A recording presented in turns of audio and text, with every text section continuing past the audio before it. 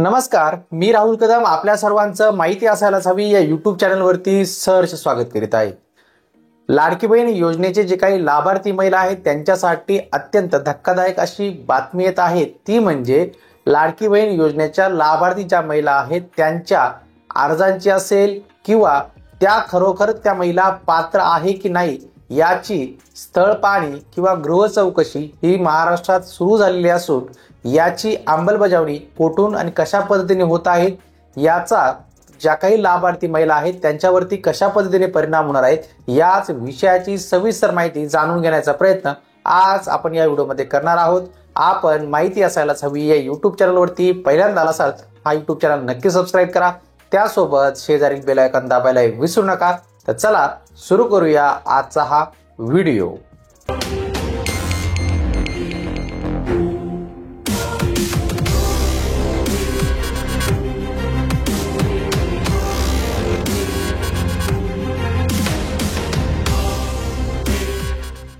लाडकी बहीण योजनेच्या नियमांची निकषांची पूर्तता न करणाऱ्या महिलांची संख्या अधिक असल्याची शक्यता वर्तवली जात आहे।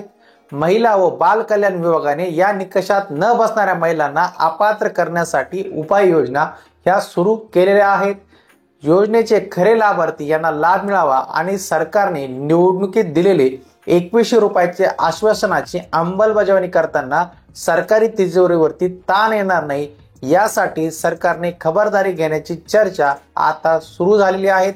आता यासाठी अंगणवाडी सेविका महाराष्ट्रातील घरोघरी जाऊन पडताळणी करणार आहेत।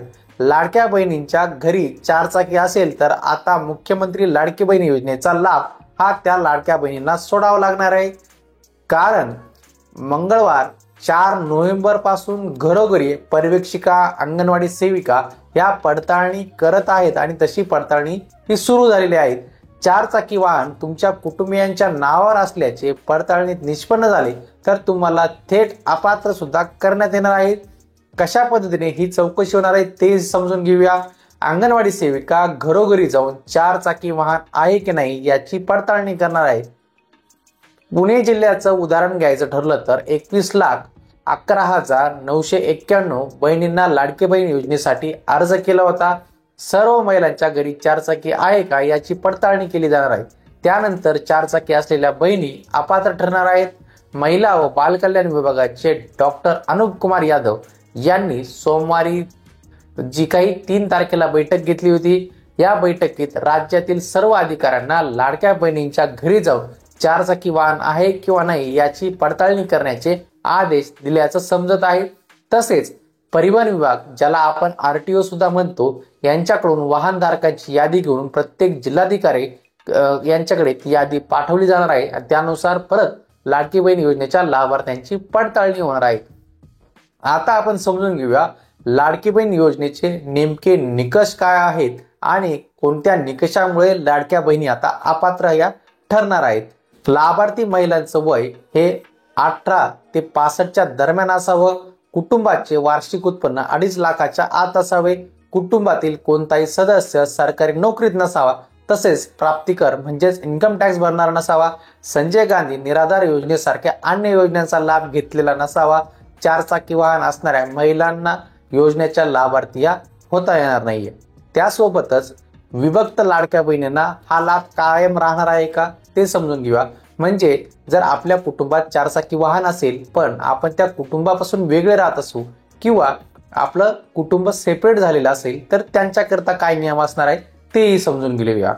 मिळालेल्या माहितीनुसार कुटुंबातील सासरे, दीर अथवा घरातील इतर सदस्यांच्या नावावर चारचाकी वाहन असेल आणि लाभार्थी महिला पती मुलांसोबत वेगळी राहत असेल तर त्यांना लाडकी बहीण योजनेचा लाभ हा सुरू राहणार आहे। पण आता हे नेमकं विभक्त राहणार आहे ते कशा पद्धतीने तपासलं जाणार आहे याची सविस्तर माहिती अजून तरी समोर आलेली नाहीये। आता बघूया कशा पद्धतीने अपात्र लाडक्या बहिणी ज्या आहेत त्यांच्यावरती कारवाई केली जाणार आहे। लाडकी बहीण योजनेच्या निकषामध्ये न बसणाऱ्या महिलांना स्वतःहून लाभ घेण्यापासून माघार घेण्याचे आवाहन हे करण्यात आलेलं आहे। मात्र त्यानंतरही लाभार्थी महिलांकडून माघार घेण्यात येत नसल्याचं शासनाच्या निदर्शनास आलं। अशा लाडक्या बहिणींवर प्रशासनाकडून कठोर पावले उचलण्यात येणार असल्याची माहिती अधिकाऱ्यांनी दिलेली आहे। या संबंधीचं वृत्त हे विविध जे काही टीव्ही चॅनल्स आहेत, प्रिंट मीडिया आहेत यांच्यावरती आलेली ही बातमी आहे आणि ज्या खरोखर अपात्र लाडक्या बहिणी आहेत त्यांनी त्यांचा लाभ सोडावा आणि ज्या काही पात्र खरोखर लाडक्या बहिणी असतील त्यांना लाभ मिळावा असाच सरकारचा हेतू आहे।